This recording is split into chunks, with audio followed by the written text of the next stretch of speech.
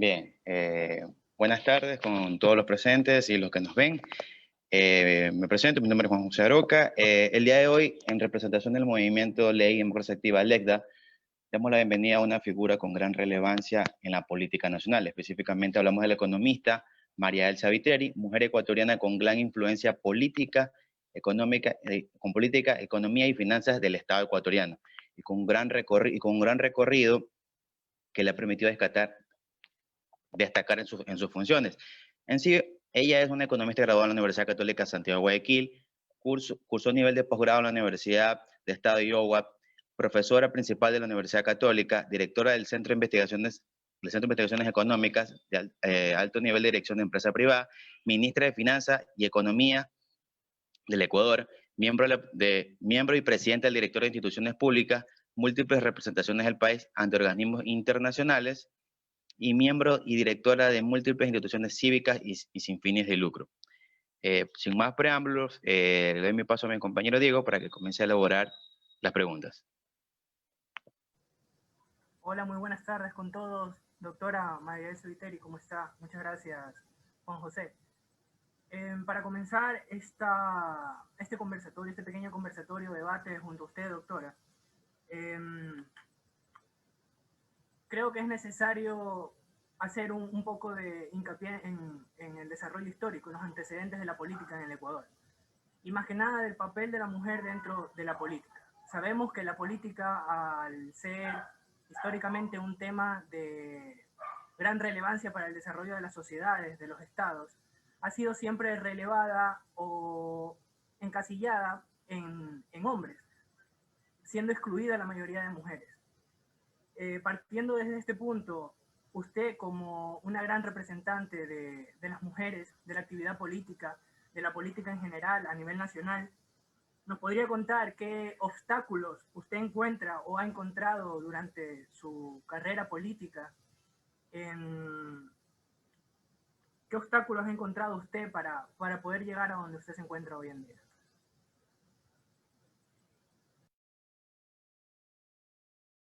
Perdón, estaba con el micrófono apagado.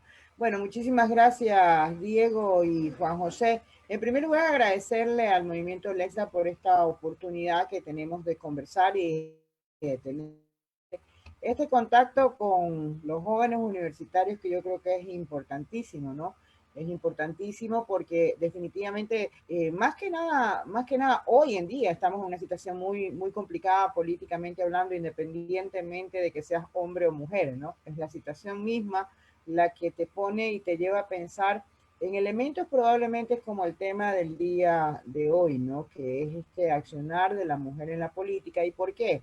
Porque realmente el punto de partida, creo yo, es que evidentemente el Ecuador y yo diría que el mundo entero, aunque ya evidentemente en el mundo hay una mejor experiencia o mejor oportunidades, la mujer ha tenido muy poca participación.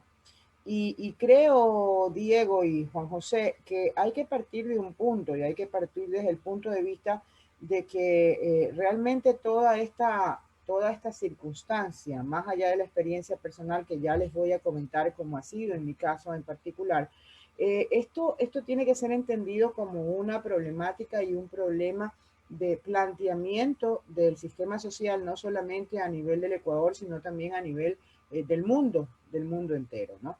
Y creo que algunos países y en otras regiones han ido despertando un poco más anticipadamente que en el caso del Ecuador. ¿Y por qué digo que es un planteamiento a nivel de un sistema social? Recordemos que en este sistema social una de las características más importantes ha sido que ha beneficiado por una cuestión de orden cultural lo que es la presencia masculina, no solamente en las actividades de la política, sino a nivel de todas las actividades que significan una decisión importante, aunque fíjense ustedes que la mujer ha tenido una decisión en un elemento o un sector importantísimo, que es precisamente el hogar o todo ese sistema que hoy surge y que ha sido importantísimo, como es los servicios a lo que es la parte humana de la digamos, de toda la congregación o toda la parte social. Hoy se habla muchísimo de lo que es el reconocimiento del servicio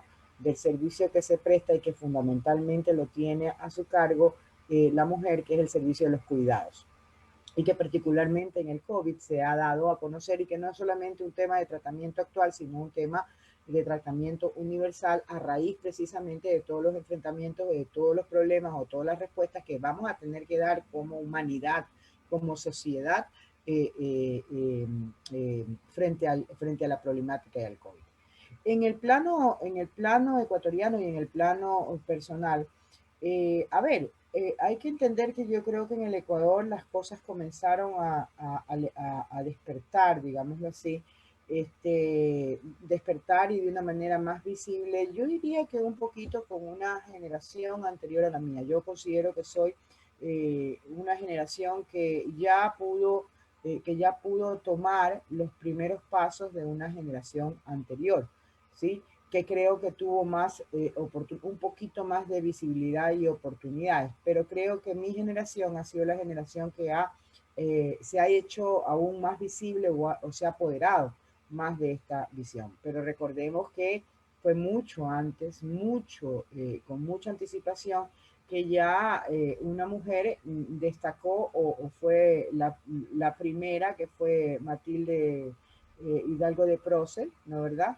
Porque fue ella quien en realidad le dio la visibilidad a la aparición de la mujer en el mundo de la política al pedir el voto, ¿sí? Porque ese es otro tema, ¿no?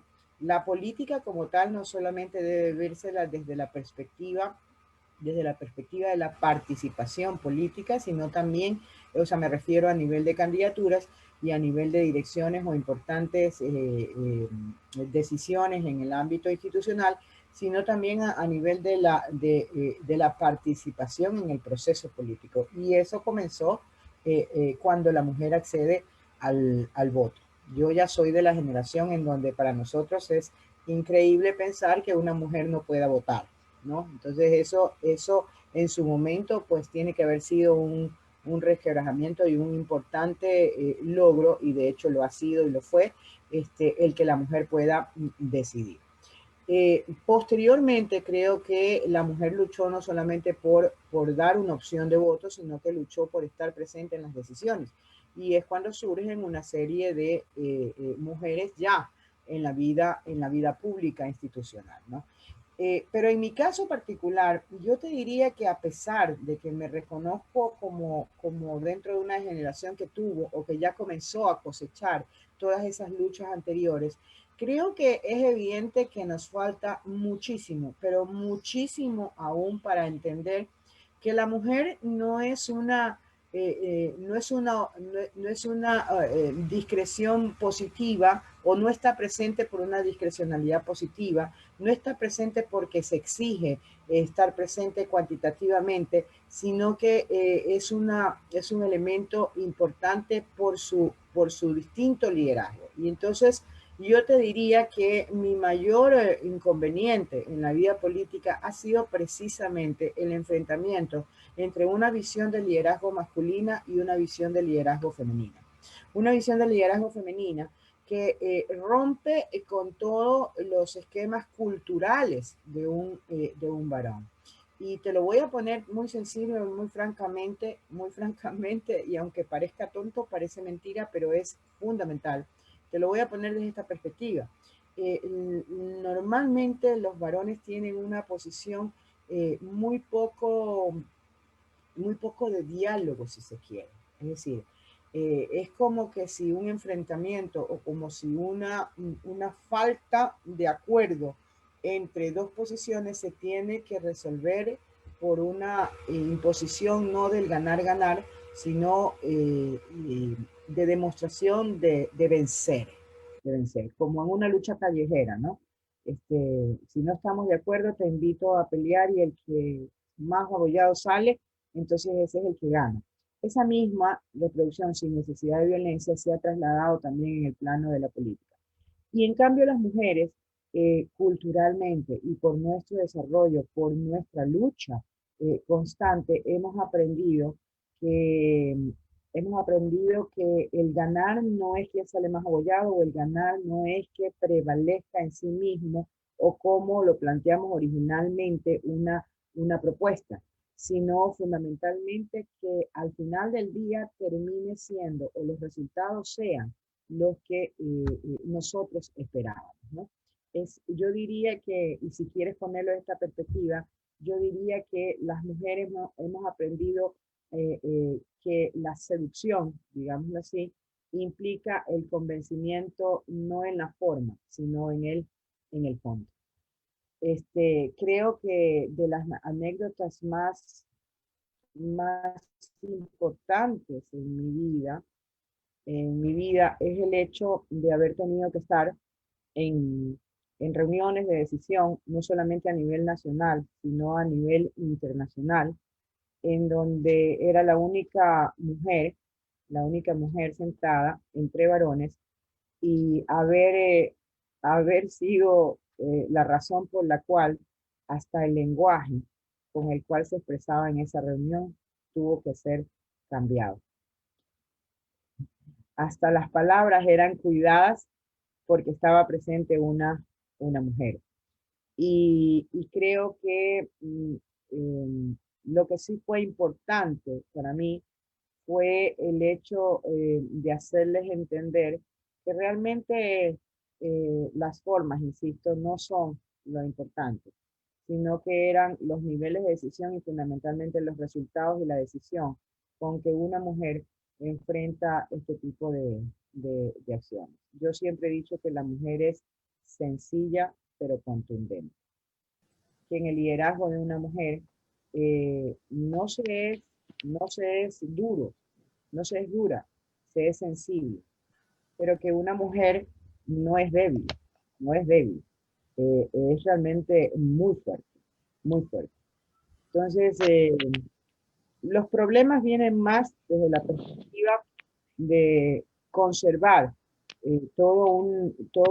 una línea cultural en el lenguaje, en tal vez ciertos modos o ciertas acciones, pero creo que fundamentalmente el mayor problema de entrar en un mundo muy masculino ha sido el, el gran, el gran temor de patriarcado, ese patriarcado político, de que haya una mujer que pueda superar en resultados, en compromiso, en acción, a liderazgos que basan más que nada en, yo diría que hasta un poquito en prepotencia, ¿no? Doctora, Sí, dígame. partiendo desde que usted Oiga, dice que... perdóneme que la interrumpa, pero le quiero hacer una aclaración. Yo no soy doctora, yo soy simplemente economista. No Perfecto. hay alguien diga que yo me estoy arrogando, me estoy poniendo otro título, y déjeme decirle que yo estoy feliz y contenta con mi título de economista, mi capacidad de autoeducación y de crecimiento de conocimientos a través de lo que comencé ganándome, que fue el título de economista, ¿no? Así que solamente le hago esa aclaración. Perfecto, doctora. Economista María Elsa, partiendo de que usted dice de que la política en tiempos de antaño y no en la actualidad se divisa poco, que es un mundo masculino, ¿cuál es el rol de los partidos políticos desde su punto de vista y su trayectoria como mujer en la política? ¿Cuál es el rol de cada partido político para en sí, llamémoslo como insertar a jóvenes mujeres y mujeres lideresas a la palestra, a la palestra pública, en este caso, hacer política? Sí. No es necesario que el hecho de solo ser candidata, es necesario de ser activista, que sea escuchada la forma de liderazgo de una mujer. Desde su punto de vista, ¿cuál sería el rol del partido político, de los partidos políticos en sí?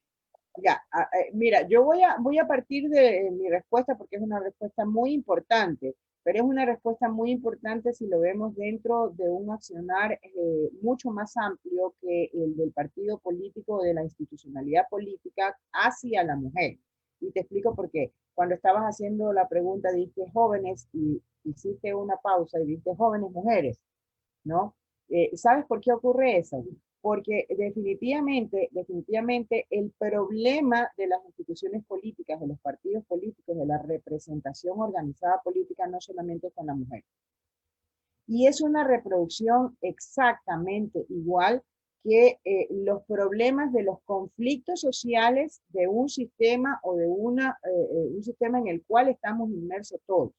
Estos problemas se arrastran en varios sectores. Yo siempre digo, y bueno, todos sabemos, que los sistemas sociales evolucionan y son dinámicos a partir de qué cosa, a partir de que existen una serie de conflictos sociales y que esos conflictos sociales tienen que ser solucionados o se solucionan a través de la generación de nuevos equilibrios, ¿no? ¿Verdad? Y esos conflictos sociales, o mejor dicho, esos conflictos sociales se dan a nivel de todos los sectores y de todos los aspectos, ¿ya? Y uno de los aspectos más importantes es la parte de ese subsistema político, digamos así, ¿ya? Entonces, no solamente, pero a lo mejor en el tema femenino y en el tema de la mujer es doblemente problemático, porque ya acarrea un problema adicional, ¿no? Pero estos conflictos, o sea, yo lo que llamo es que esta situación de un entorno social de esta naturaleza que genera conflictos tan importantes y que además los sigue cultivando, los sigue asimilando y los sigue haciendo más grandes, se dan en lo que yo considero el surgimiento que tenemos todos en distintos niveles y en algunos casos nos toca actuar en distintos niveles, lo que yo llamo las distintas luchas estratégicas, ¿sí? Esto es un tema de luchas estratégicas. Entonces, por ejemplo, la principal lucha que creo que es generalizada en toda la sociedad habla de una lucha estratégica en contra de la exclusión, pero no una exclusión diferenciada, ¿no? Una exclusión generalizada que abarca a hombres de la tercera edad, mujeres de la tercera edad, a hombres de etnias diversas, a mujeres de etnias diversas, a hombres a mujeres y hombres en general. Es decir, ¿por qué? Porque el sistema como tal tiene una tendencia a excluir, no a incluir, ¿sí? Dentro de eso tenemos otra lucha estratégica que es la lucha de los jóvenes, la lucha de ustedes. Y en esa lucha estratégica de los jóvenes que implica también un apoderamiento o un no dejar surgir a estas nuevas generaciones dentro del límite y considerando que las nuevas generaciones como primer objetivo tienen que empoderarse de la historia que los antiguos jóvenes le dejaron, porque lo que hay que entender es que las generaciones que ya estamos fuera de ser consideradas los jóvenes, fuimos jóvenes en nuestro momento, ¿sí? Y que dejamos una lucha y que estos nuevos jóvenes lo que tienen que hacer es tomar esos resultados y crecer. Pero indistintamente, si te pones a ver, estos jóvenes son hombres y mujeres. Pueden ser afros, montubios, indígenas, cholos, ¿sí me explico? Es decir, el problema medular de la exclusión del sistema acarrea varias características de los seres humanos que se sienten de una u otra manera por uno u otro factor excluido. Está también la lucha estratégica feminista. Y dentro de esa lucha estratégica feminista están jóvenes, están mujeres de la tercera edad, están mujeres cholas, afros, mestizas, en fin, ¿verdad? Montubias, indígenas, están todos. Entonces, en el tema político y en la actuación de la organización política, creo que el tema de la inclusión no es un tema única y exclusivamente de incluir a lo que es una mujer. Creo que el problema y el deber de las organizaciones políticas, de la institucionalidad política, es tener un esquema generalizado de inclusión de toda la población. Y por eso te decía, a lo mejor en el plano de la mujer acarreamos una doble o una mayor carga. ¿Por qué? Porque no solamente somos excluidas en general, porque el sistema excluye a la gran mayoría de la población para la toma de decisiones, sino que además somos excluidas porque somos mujeres. Y a lo mejor si le preguntas a una mujer afro, es triplemente excluida porque además de ser parte de ese conglomerado que no es privilegiado o no privilegia el sistema, es mujer y es afro o es indígena. ¿Sí me explico? O es chola o es en fin. Entonces, de alguna manera, hay una responsabilidad inmensa de la organización política y de la institucionalidad política. ¿Por qué? Porque fundamentalmente tiene que trabajar a nivel generalizado de lo que es la inclusión en la participación organizada, en el activismo político, pero de toda esa exclusión que ha generado un sistema social, que todo el mundo lo tenemos claro, organizado bajo un esquema económico, un tipo de visión liberal y hoy neoliberal, ¿sí? Que lo que ha ocasionado es una exclusión generalizada de la mayoría de la población y con una exclusión de ciertos sectores como las mujeres, como la diversidad de etnias, como la diversidad en general de la población, como la discapacidad, en fin, características que ha ido sumando esa inclusión. Hace poco tiempo atrás me hicieron una invitación para que hiciera un saludo en al primer año de vida de un planteamiento, un nuevo colectivo.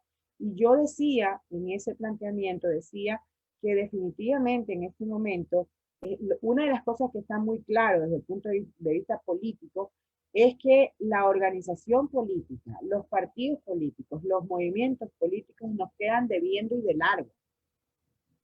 Y de largo porque la mayoría de la población no nos sentimos identificadas con estos planteamientos y estas organizaciones políticas. Pero lo más grave es que la normativa o la forma en cómo hemos resuelto supuestamente el conflicto social, de cómo hacer que la participación sea generalizada, es decir, la democracia se lleve, nos impone como requisito el pertenecer a una organización política. Entonces el tema es gravísimo, ¿por qué? Porque no solamente es con el tema de la inclusión de las mujeres, el tema es que nos ha fallado en general, en cómo no excluir a nadie de la participación política. Entonces, insisto, esa organización política ha tendido a ser exclusivamente una organización electoral,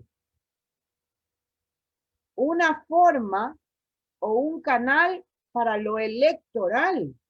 Y lo que no ha entendido la organización política como institucionalidad, como movimiento y demás, es que la política es mucho más que el sentido electoral. La política, el vehículo de la política para acceder al poder político es el camino electoral. Pero el poder político se busca para la instauración de todo un sistema o todo un pensamiento político que implica las distintas visiones que se tienen para conducir a la sociedad en el plano económico, cultural, social, político. Entonces, definitivamente, por eso es que uno de los gravísimos problemas que tenemos a nivel de las organizaciones políticas es que los cuadros, la formación de cuadros políticos, es decir, de verdaderos líderes políticos, parecería ser que son las canchas de fútbol, los tablados, las cámaras de televisión o simplemente los influencers en las redes sociales, pues. Y yo no estoy en desacuerdo porque tiene exactamente la misma posibilidad de serlo.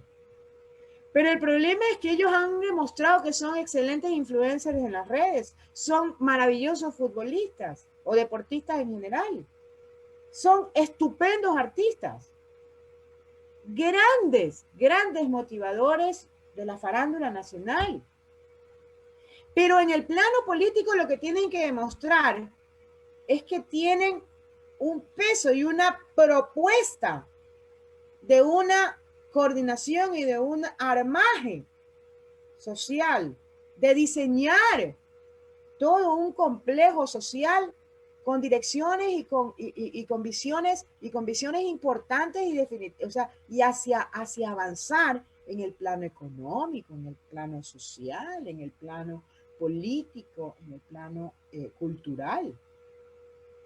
Entonces se confunden, pero eso ha sido alimentado precisamente por la concepción que se tiene de lo que es un movimiento partido movimiento o partido político.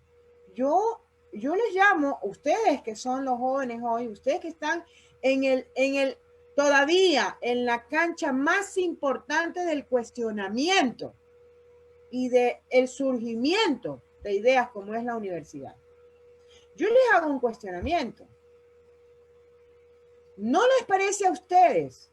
¿No les parece a ustedes que hoy los partidos políticos son en realidad más bien un tipo de esquema o de modelo centro comercial en donde se alquilan los locales?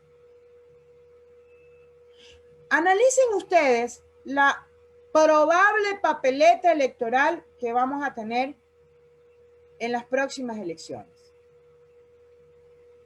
Vayan casillero por casillero y pregúntense cuántos de esos, de los representantes o de los líderes que hoy nos presentan son en realidad representantes de una tendencia que supuestamente ha planteado el partido político. Vámonos más allá. Yanita, perdón, contesta. Vamos más allá. ¿Cuántos de esas organizaciones políticas nos han presentado realmente una propuesta integral de una coordinación y de un planteamiento para una organización de un sistema social? Insisto, en el sistema social es mucho más allá, inclusive que un modelo económico. Es un modelo cultural, es un modelo social, es un modelo político. También, por supuesto, un modelo económico. Entonces,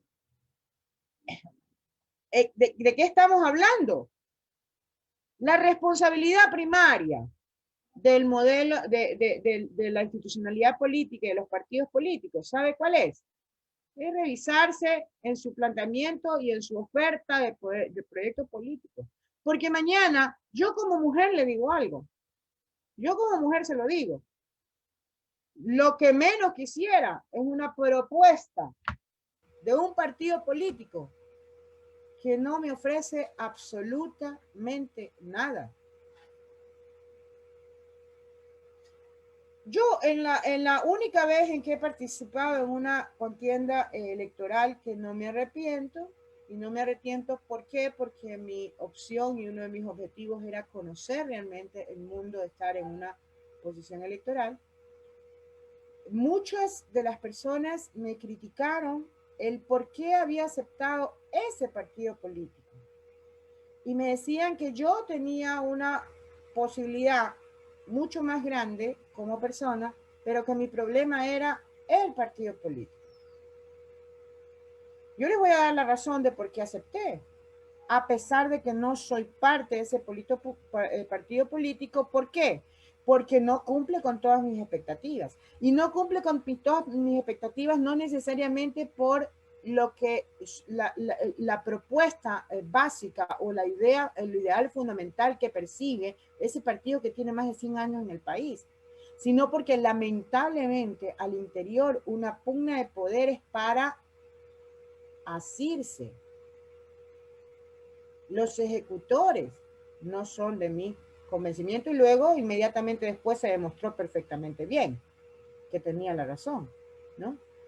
Pero era el partido político que me daba muchísima mayor coherencia con lo que yo planteo para la ciudadanía.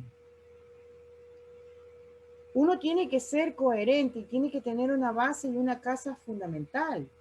El ser humano, o nosotros cada uno, yo, cada vez que digo soy María Elsa Viteria Caiturri, mi primer gran respaldo, mi primer gran apoyo, mi primer gran fortaleza, ¿sabe cuál es?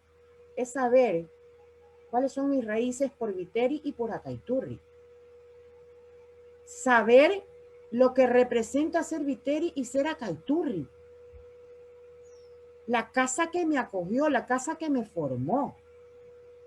Esa misma identidad, ese mismo orgullo, esa misma seguridad, ese mismo convencimiento, esa fortaleza de valores y formación es lo que en realidad debe ser para el líder político, el nacer en una casa y en un partido político. Tiene que tener la misma consistencia, ¿sí? Pues excelente sus comentarios, la verdad es que nos ponen a todos, nos aterrizan a todos en el tema muy bien, nos dejó en claro que las desigualdades sociales son factores claves para esta falta de participación en la política de las mujeres. Y que, bueno, la cultura de nuestros pueblos es una influencia inmensa en la participación y empoderamiento femenino, puesto que la educación resulta primordial para dicha participación y empoderamiento femenino. Entonces, partiendo de los antecedentes que nos había usted planteado, de la dificultad que tuvieron las primeras mujeres políticas en el Ecuador, las dificultades que usted personalmente tuvo y las condiciones en las que usted presenta a la política para la mujer, es decir, ya con los primeros pasos dados, ustedes ya cogieron la batuta de los anteriores. Hoy en día también nos comunicó usted que hace falta más participación, más desenvolvimiento, sobre todo de los jóvenes en la política. También nos indicó de que la forma de hacer política de las mujeres tiende a ser más sensible en vez de ser más confrontable como la de los hombres. Y también, teniendo en cuenta estas luchas estratégicas, le planteo dos preguntas. La primera, ¿cómo usted considera que podemos construir en nuestra sociedad, desde el hogar y los centros de estudio, verdaderas lideresas que nos hacen falta? Y también líderes. Y también, ¿qué importancia ahora sí tiene la mujer dentro del aspecto político y en específico en el Ecuador? A ver, la construcción de un líder yo creo que parte en general parte de una conducción o de un elemento para mi gusto valórico, 100% valórico. Es decir, yo creo que tenemos que construir un ser humano con valores importantísimos, con valores muy fuertes, recuperar muchos valores que hemos perdido. Y el recuperar muchos valores implica cuestionar muchísimo lo que hoy es permisible en la sociedad o no. Y cuestionarlo no solamente en el plano público o en el plano general, sino también en el plano privado. Le doy un ejemplo llanito en el plano privado y en el plano general, que no tiene nada que ver con el plano público, pero que irradia o que cambia lo que es la matriz de valores humanos.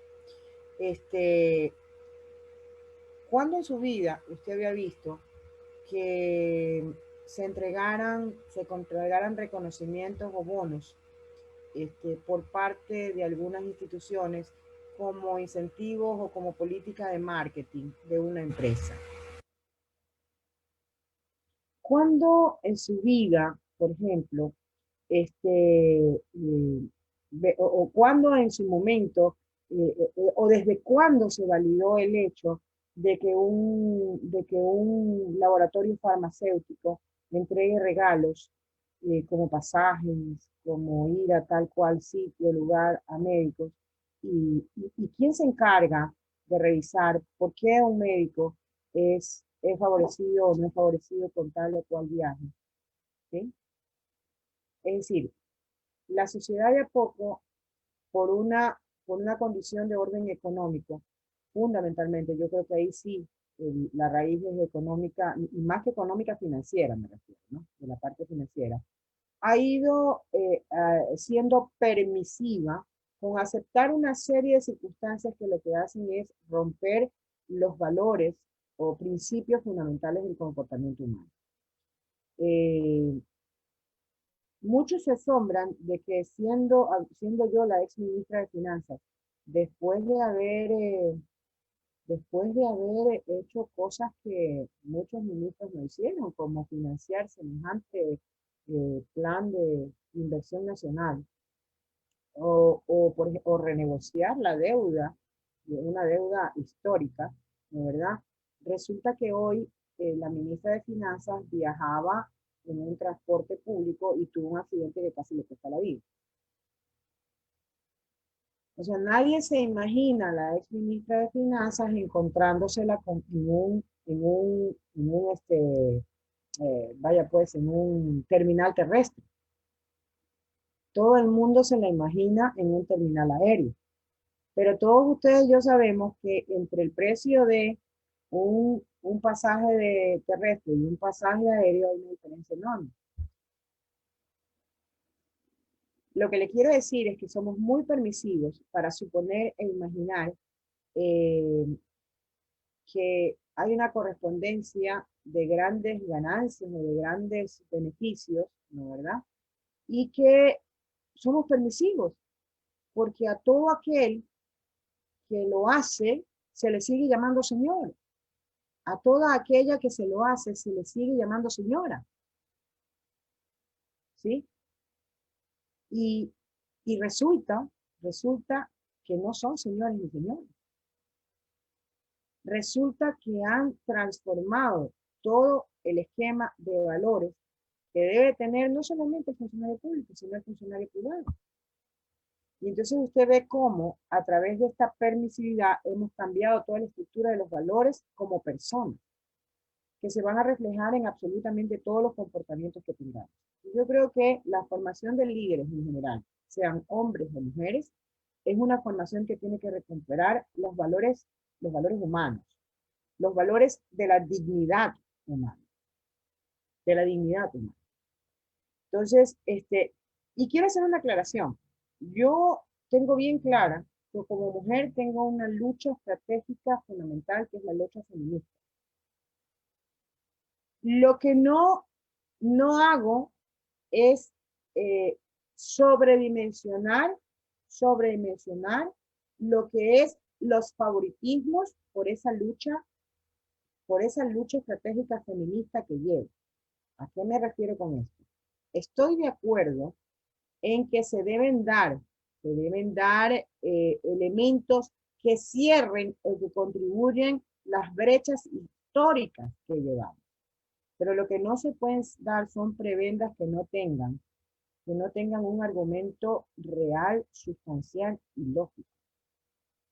Es decir, lo que se debe hacer es gestionar y dar más en capacitación, en preparación, para que muchas mujeres más tengan la posibilidad de disputar en iguales condiciones un puesto.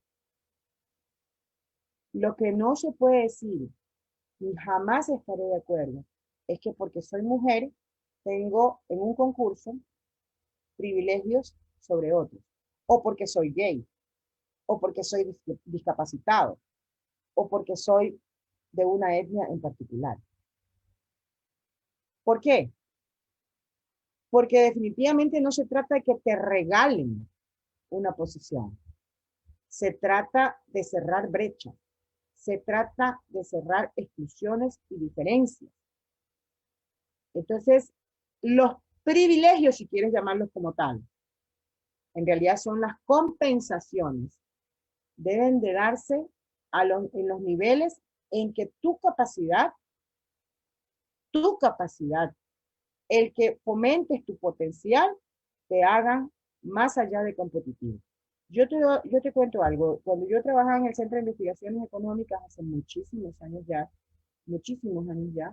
en las encuestas del preuniversitario que estaban bajo mi cargo, una de las cosas que la tendencia más fuerte que era primero que existía mayor cantidad de mujeres en la universidad que de varones, lo cual me alegraba, y sobre todo en algunas áreas, ¿no? En algunos sectores, lo cual me alegraba mayoritariamente porque eso significaba que realmente la mujer estaba demostrando que se merecía más estar en la universidad porque hacía mejor esfuerzo.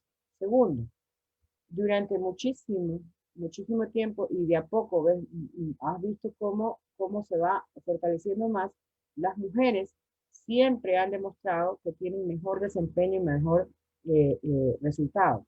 Y ojo, ¿sabes por qué se da ese fenómeno? Yo no creo que porque la mujer sea más que el hombre, ni porque el hombre sea más que la mujer. No, sino porque precisamente culturalmente las mujeres nacemos y al poco tiempo nos damos cuenta que tenemos que tener una disciplina y una lucha perenne porque venimos con un problema distinto al varón culturalmente.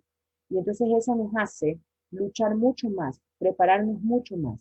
Y la lucha y la preparación lo que hace es precisamente que en todo momento, en algún momento de tu vida, tiene que vencer al favoritismo. Y eso es lo que yo he demostrado toda mi vida y lo que he hecho toda mi vida. Lo que he hecho toda mi vida ha sido prepararme para luchar por un puesto. Ah, pero eso no le ha valido porque fíjate usted lo que le pasó en la última situación, mire que siempre la dejan a un lado para las representaciones políticas, que dice que no sé cuánto.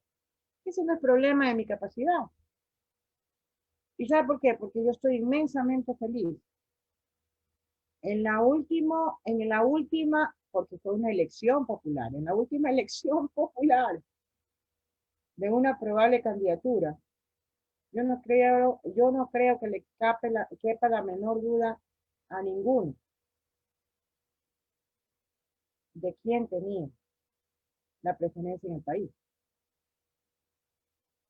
Entonces, yo, yo siento realmente que hay muchas formas de evaluar y decidir cuándo demuestras tú que la capacidad es lo que te lleva a las decisiones. Entonces creo que definitivamente en la primera pregunta, por lo menos ya hasta me olvidé la segunda, no me acuerdo. Primero, construir lideresas o líderes y la importancia en sí de la participación de la mujer. Entonces yo creo que de a poco, para mí la importancia fundamental es que se han perdido, el Ecuador hasta la fecha se ha perdido de conocer y de probar y de avalizar y de trabajar junto a un modelo de liderazgo femenino, que sí hay diferencias. Y hay diferencias porque hay diferencias de planteamientos culturales fundamentales. Y creo que en el entorno en que nos encontramos, el mundo ha ido poco a poco haciendo el reconocimiento no solamente de las posturas femeninas, de las necesidades de todos los excluidos, insisto, porque esto hay que mirarlo más allá simplemente del problema feminista. Hay que verlo desde la perspectiva del problema de la exclusión en general. Y el mundo entero de a poco se ha ido ese orden mundial, ¿no?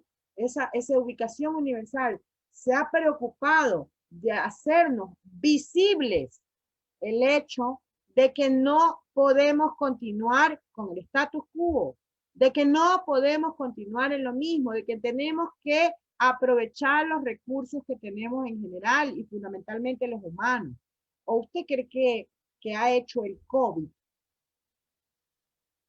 ¿Sabe lo que ha hecho el COVID en realidad?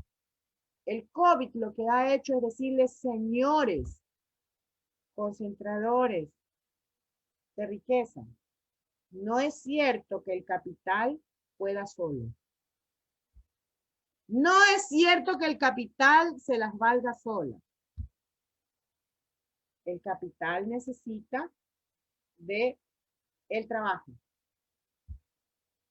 No es cierto que el 2% o menos del 2% de la población pueda subsistir solo. necesita de más del 98% de la humanidad, que han sido los excluidos. Igualito. Yo creo que si comenzamos a acotar o puntualizar, lo que se está diciendo es eso. Y de hecho, fíjense ustedes con la característica y la visión del planteamiento del problema, porque recuerden, estamos hablando de que en todo el tema político, el tema económico y todo, se trata de plantear o de ver o de diagramar un conflicto que tiene la sociedad. Y entonces, lo que estamos solucionando son conflictos.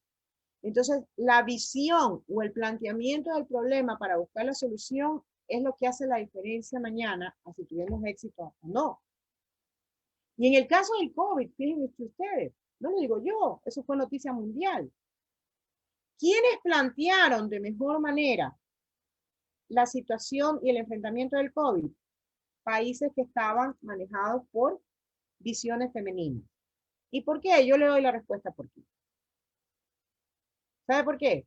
Porque la visión femenina, a pesar de que ha ido evolucionando y que ha ido ganando espacios en la sociedad y en el mundo tradicionalmente de lógica masculina, lleva inmerso, lleva en sí mismo algo que es fundamental en esta cultura y ya se ha vuelto un gen, yo diría que femenino, ¿no? ¿Verdad?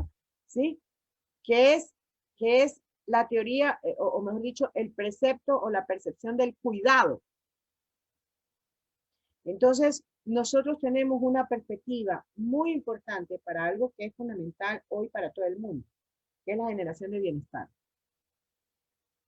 Entonces estamos por cultura, por experiencia, por recorrido, estamos mucho mejor capacitados para plantear un problema de bienestar, que es lo que el mundo entero exige hoy.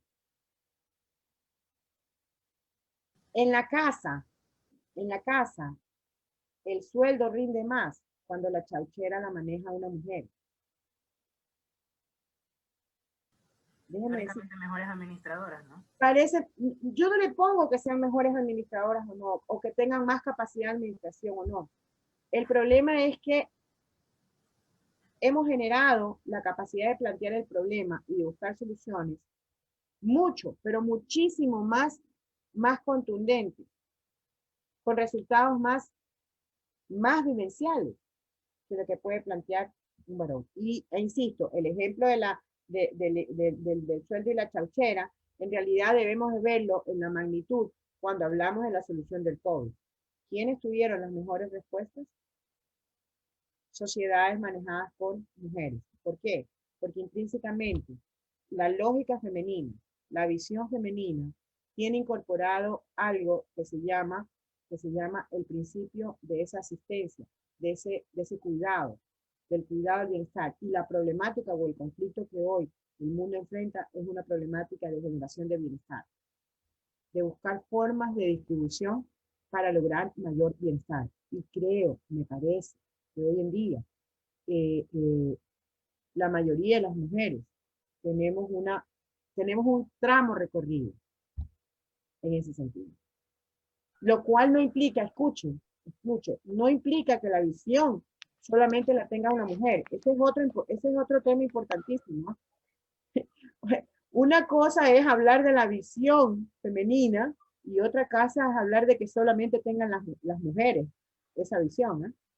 Cuidado, porque puede ser, o mejor dicho, de hecho hay muchos varones que han demostrado tener también un componente o un conocimiento, un aprendizaje de esa visión y de esa lógica femenina muy importante, lo cual me hace pensar, ¿no? Voy a ser anticientífica, me hace pensar, digámoslo así, que el tema evidentemente aquí no sigue siendo una cuestión de sexo o distribución de sexo, ¿no, verdad? Sigue siendo una cuestión de elección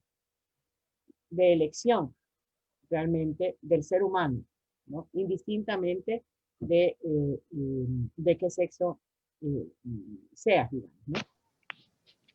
Doctora, tenemos una pequeña pregunta de nuestro compañero, Elías Rivadeneira. Adelante, Elías. Claro, por supuesto. Buenas, doctora. Un gusto saludarla.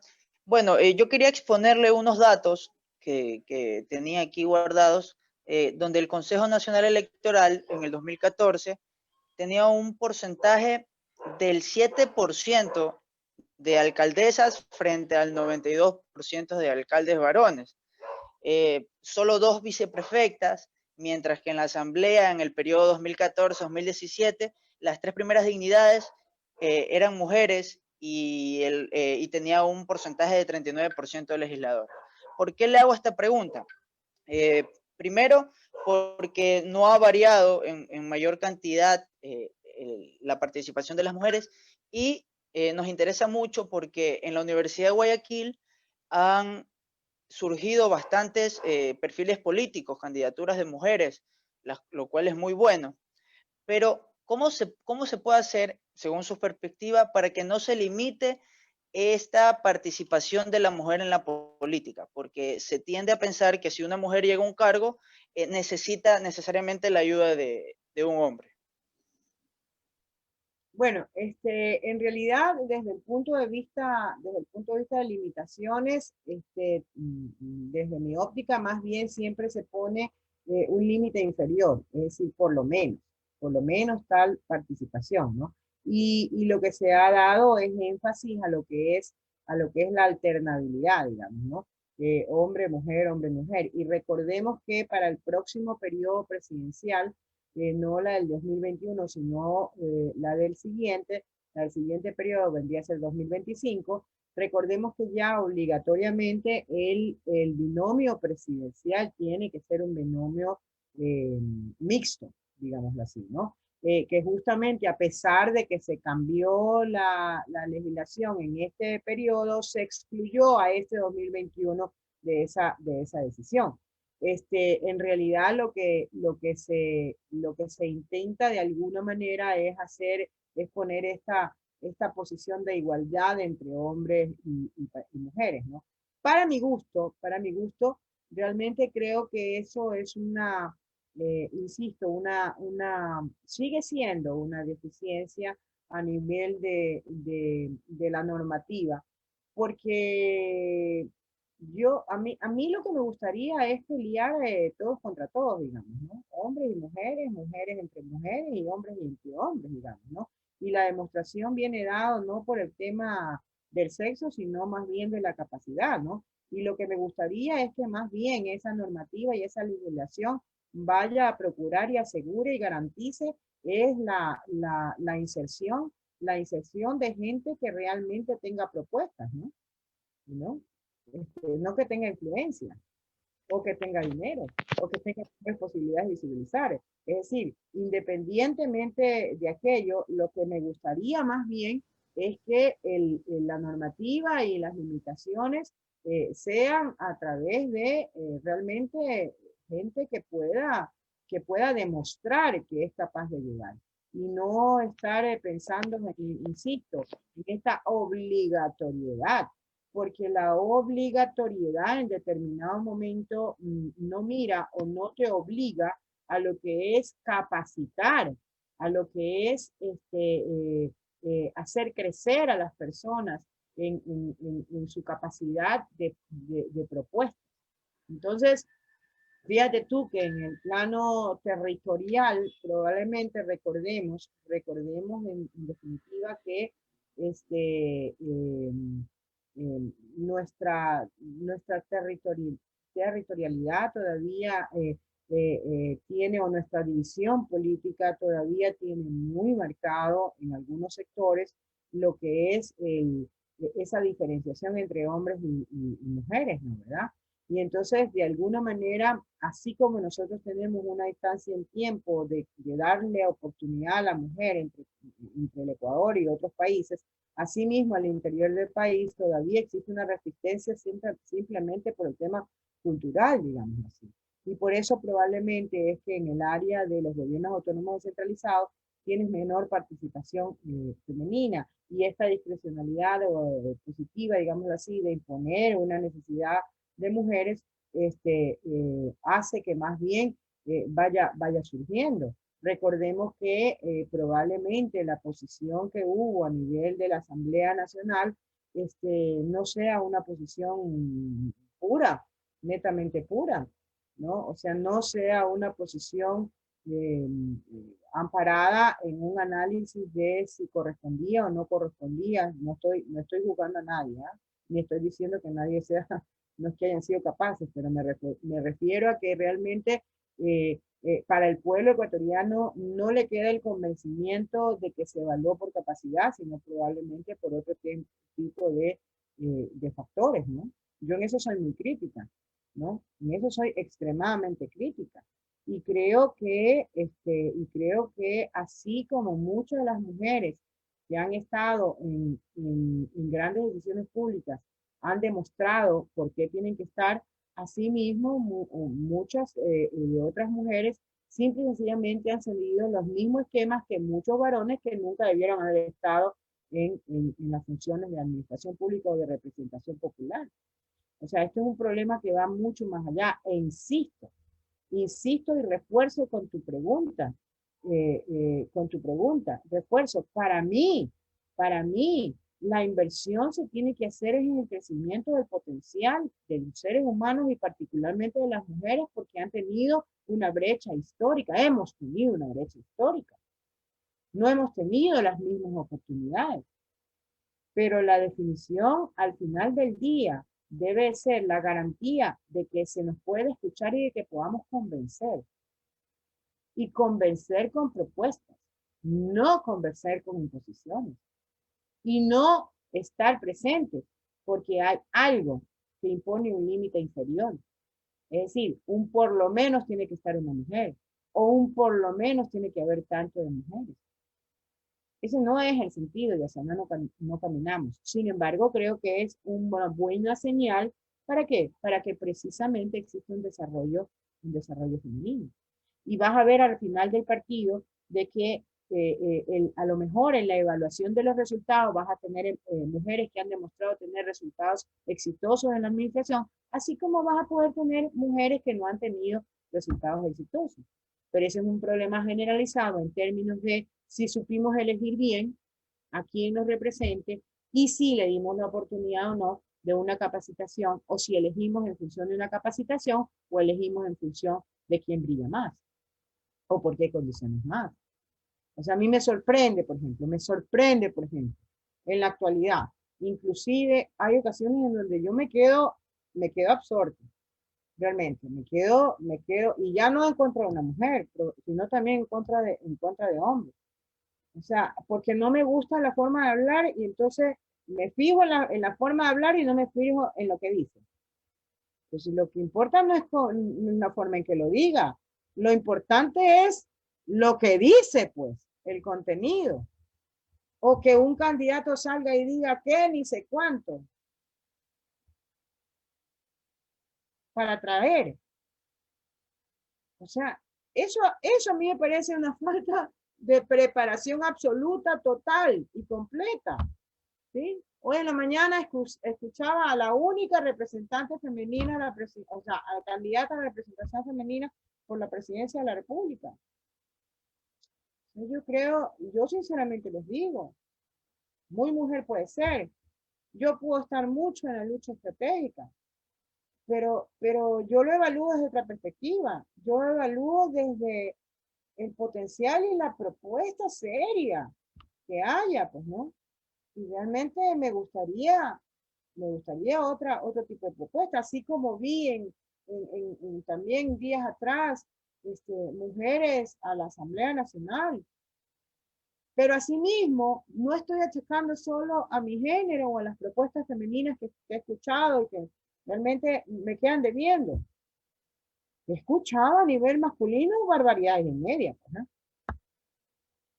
Como el que ni sé cuánto, como el que voy a en 100 horas ya compongo el país. O sea, esas son cosas que uno no puede, independientemente del sexo, independientemente de si son hombres o mujeres. Lo que hay que evaluar es el planteamiento, de dónde surge, ¿no? La seriedad. y el real compromiso y que uno se dé cuenta de que están planteando la situación y el problema que vivimos adecuadamente, ¿no? Entonces, ¿cómo llegar a tener líderes femeninas? No, si lo que necesitamos son líderes masculinos y líderes femeninos. Y si queremos cerrar la brecha en los líderes femeninos, insisto, la mujer tiene que seguir con su estrategia en esa lucha que hemos venido haciendo por décadas. ¿Cuál ha sido esa estrategia? Capacitarnos, trabajar, luchar internamente, proponernos llegar, pero con planteamientos buenos. ¿Por qué? Porque nosotros la teníamos perdida en la lucha del puñete, pues. Es así. Entonces nuestra lucha, eso es estar consciente de lo que tenemos. Nuestra lucha era una lucha a nivel de demostrar esto. De demostrar que somos capaces de resolver nuestras situaciones. Entonces, la mujer lo que tiene que hacer es seguir con la estrategia de la verdadera lucha estratégica femenina, que ha sido una lucha de demostración, de demostrar que como todo ser humano tiene una capacidad para crecer, capacidad para evolucionar, capacidad para proponer y sobre todo un compromiso inclaudicable en dar resultados que sirvan. Insisto, sencillas, pero contundentes. Entonces, eso es lo que tiene que hacer la mujer. Tiene que seguir con su estrategia dentro de su lucha política. Tiene Excelente. que demostrar. ¿Sí? Excelente economista, disculpe. Una pregunta desde los sectores, bueno, uno de los sectores de lucha estratégica, que es el femenino o el feminista.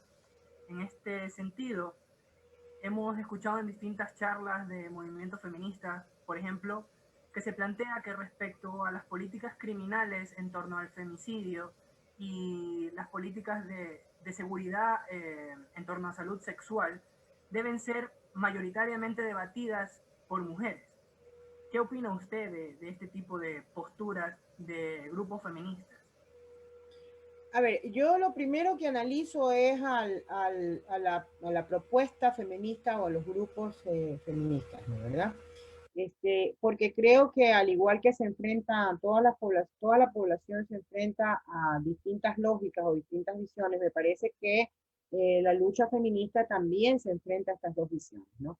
Entonces hay una lucha feminista que se preocupa por problemas puntuales y hay una lucha feminista que va más allá de lo puntual o específico y se preocupa por todo el entorno o porque a partir de ese entorno se resuelvan todas, no solamente un hecho, algo puntual, sino muchas de las cosas puntuales que son de distintas formas expresiones de violencia contra la mujer.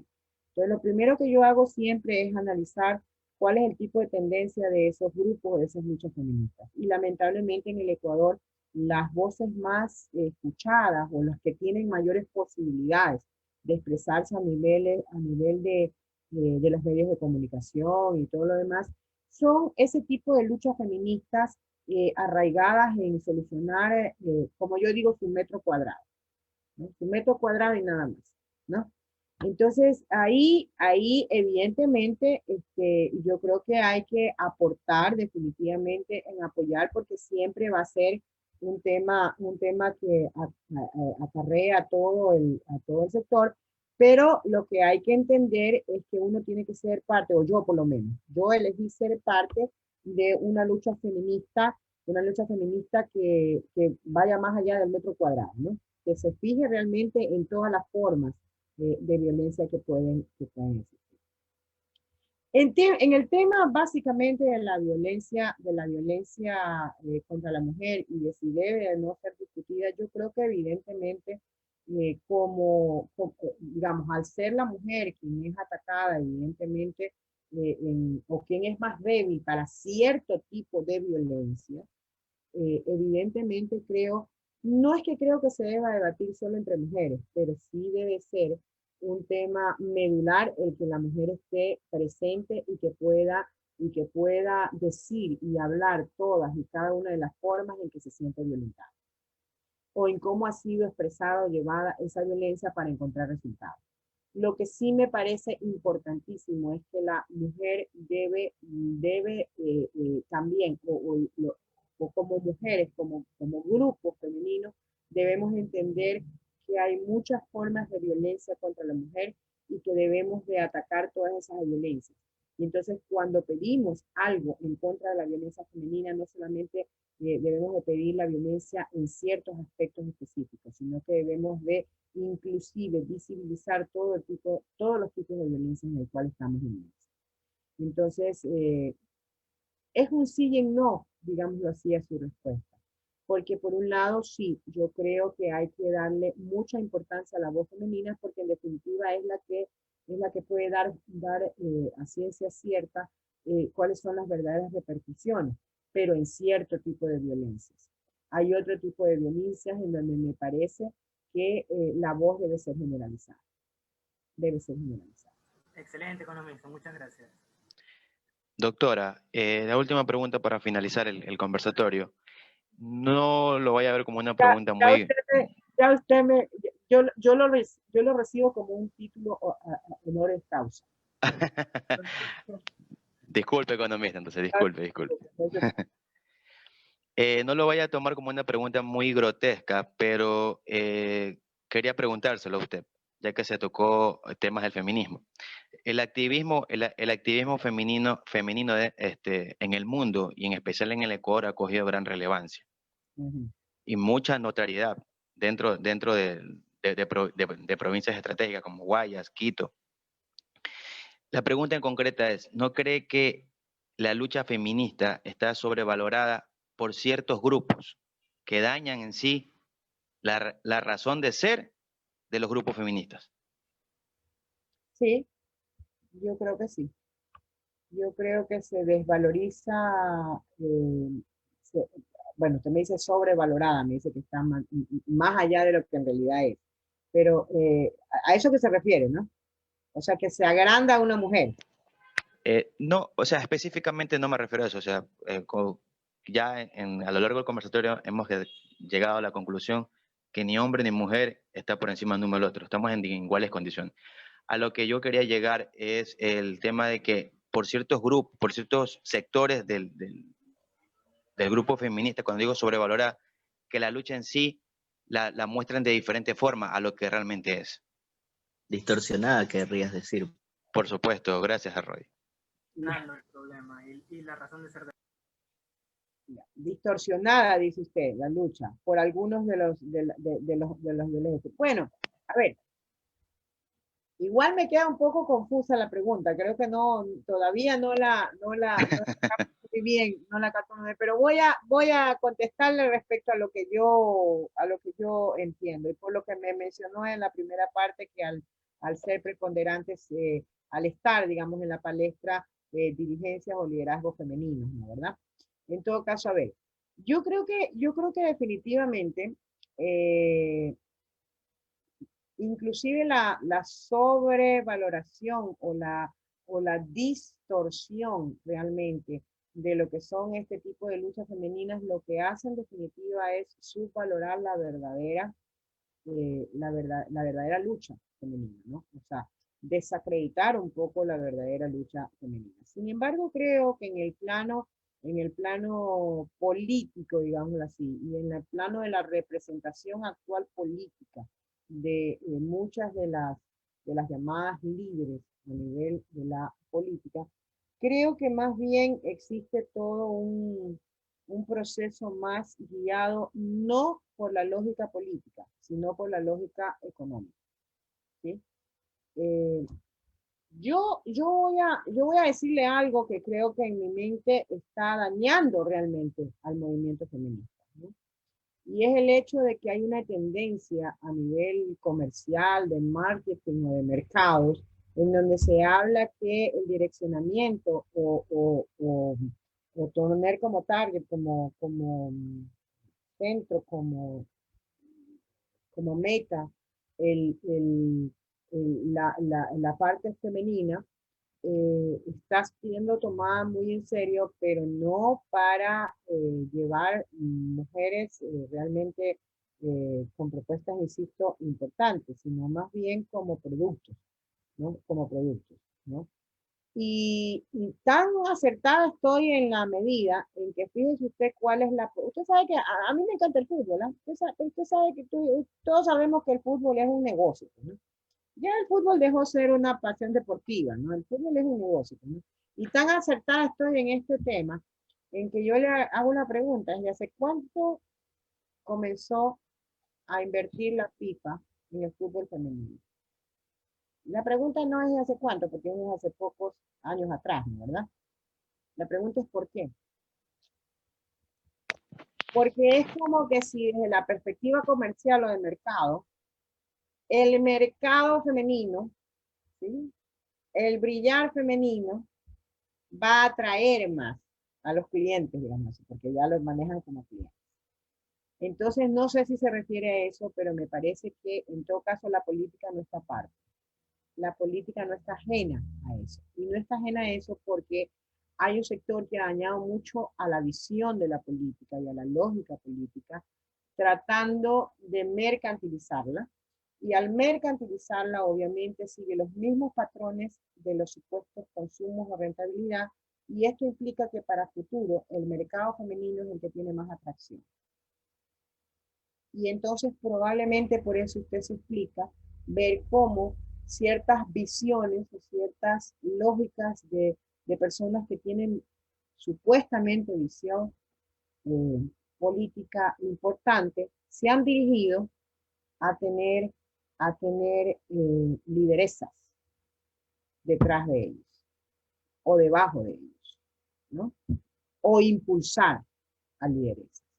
Y eso es lo que ha promovido probablemente, insisto, volvemos al meollo del asunto, lo que ha promovido es a que realmente nos cuestionemos si estas propuestas femeninas son las que realmente necesitamos que se den. Si realmente estas figuras femeninas se han preocupado por hacer y por construirse como seres humanos capaces de hacer una propuesta política realmente de peso.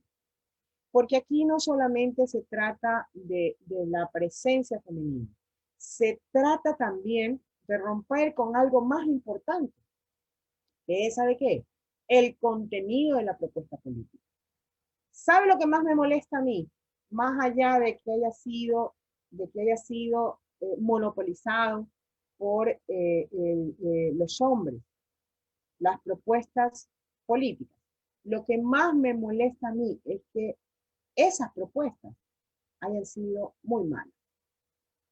Entonces el reto femenino no solamente es aparecer en hacer la propuesta, sino hacer propuestas realmente buenas, que contradigan a lo que tradicionalmente han sido las propuestas históricas, que coincidencialmente han sido masculinas. Entonces, eso realmente es el tema. Hacia allá va. Pero lamentablemente tenemos que estar muy despiertos.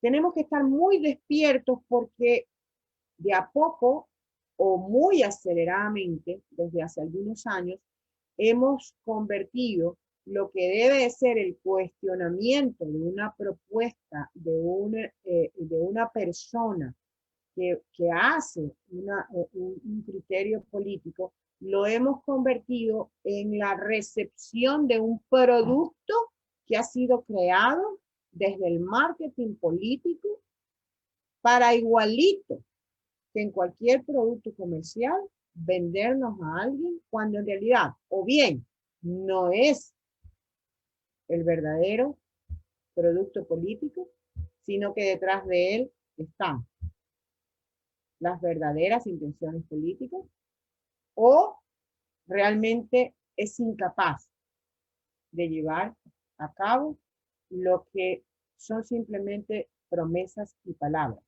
lo que ofrece.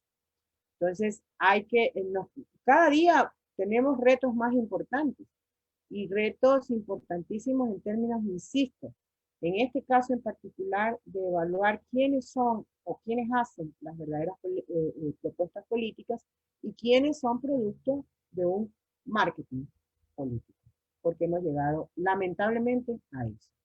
Y tal es así que se cumple que a pesar de que la normativa tiene intentos de evitar que la mayor posibilidad de recursos financieros sean los que hagan posible una mejor propuesta o sean las que sean posible llegar o no llegar a alguien a alguna dignidad, ¿no, verdad? Sin embargo, vemos que todavía depende muchísimo del factor financiero para que alguien pueda o no ser escuchado o llegue o tenga la posibilidad de que el pueblo, que es el que va a votar, lo pueda escuchar, ¿no?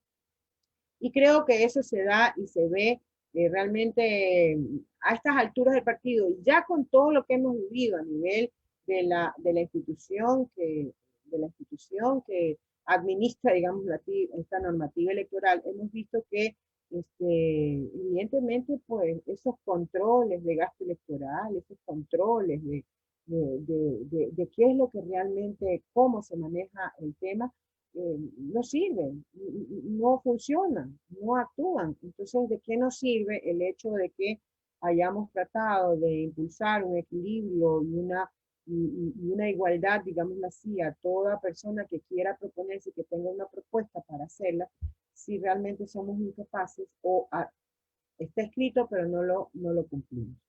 Yo creo fundamentalmente, insisto, el mayor problema que tenemos en este momento es diferenciar entre lo que es un verdadero político, una verdadera persona que hace una propuesta política y quien ha sido simplemente un producto creado de acuerdo a la visión o al encaminamiento comercial, que en el caso de las mujeres lamentablemente nos sigue siendo desfavorable. ¿Por qué? Porque nos siguen tomando simplemente, o sumamos en esta ocasión, el hecho de que probablemente comercialmente seamos más atractivas en el futuro de lo que fuimos antes. ¿Sí? Excelente, economista. Ya para concluir y como retroalimentación, ¿qué consejo específico le deja a usted a la mujer política y a la mujer ciudadana para lograr un cambio integral en la sociedad? Bueno, lo primero, decir que toda la mujer, como todo ser humano, debe ser 100% política y debe entender que todas las actividades de su vida están regidas por una decisión política y por lo tanto debe reclamar su participación política en el sitial en que corresponda.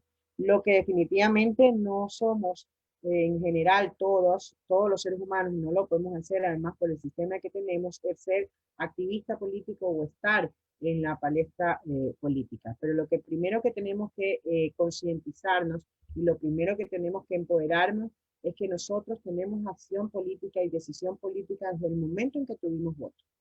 Y desde el momento en que tuvimos votos tenemos una altísima responsabilidad política. Usted se refiere básicamente al siguiente salto, que es el de decir, yo quiero hacer propuestas políticas, yo quiero tener una actividad de funcionamiento político. Y en ese sentido, yo insisto, para mí el tema es alejarse de todas estas nominaciones o todas estas nuevas ondas de que hay que formar como un producto supuestamente que quiere ver la gente. No, yo creo que hay que mantener la esencia de lo que uno es.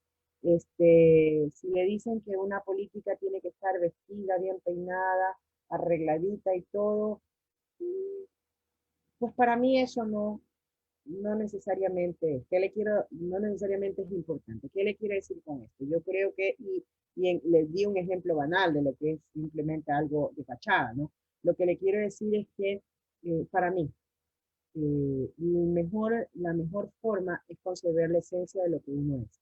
Transmitir la esencia que como personas somos. Es decir, hay que mostrarle a la gente y al pueblo las buenas intenciones, el tipo de persona, el tipo de valores que uno tiene y que es capaz de manejar propuestas que van en sentido, en pensamiento colectivo, porque esa es una característica de la mujer, siempre piensa en sentido colectivo y no en sentido individual. Yo creo que el mejor consejo que puedo dar a alguien que quiere o a los jóvenes que quieren, en general a todos los jóvenes y particularmente a las mujeres, es seguir con la estrategia de lucha que tenemos, es decir, seguir capacitándonos, seguir fortaleciéndonos en nuestra forma de ser, en nuestra característica, no intentar emular ni imitar absolutamente a nadie o a las características que impusieron esa supremacía masculina. Y en segundo lugar, creo que, no segundo lugar en importancia, sino me refiero adicionalmente a eso, creo que todo ser humano que quiere mostrarse al mundo para poder actuar en su sociedad y aportar con un cambio social, tiene que mostrarse tal cual como es. Tiene que conservar su esencia y fundamentalmente mostrarse como persona, el tipo de persona que es. Porque muchas veces puede uno no estar de acuerdo a lo mejor con el pensamiento, pero por lo menos tener la garantía de que tenemos personas íntegras en las decisiones del poder, ya salvaguarda algo que es fundamental, que es el equilibrio y la justicia en una sociedad. Sí, yo creo que eso para mí es fundamental. La transparencia y la esencia de lo que somos como personas con nuestros valores. Y segundo, mantener una estrategia de lucha en donde crecer personalmente, pero en sentido colectivo o pensando en la formación para el servicio de la colectividad, son los dos aspectos fundamentales que a mí me parece que debe tener todo político, pero fundamentalmente una mujer. Excelente, economista, por sus palabras. Ya concluimos el evento ahora mismo, así que no nos queda más que darle las gracias en nombre del movimiento Lexda por su presencia el día de hoy, por ofrecernos sus conocimientos y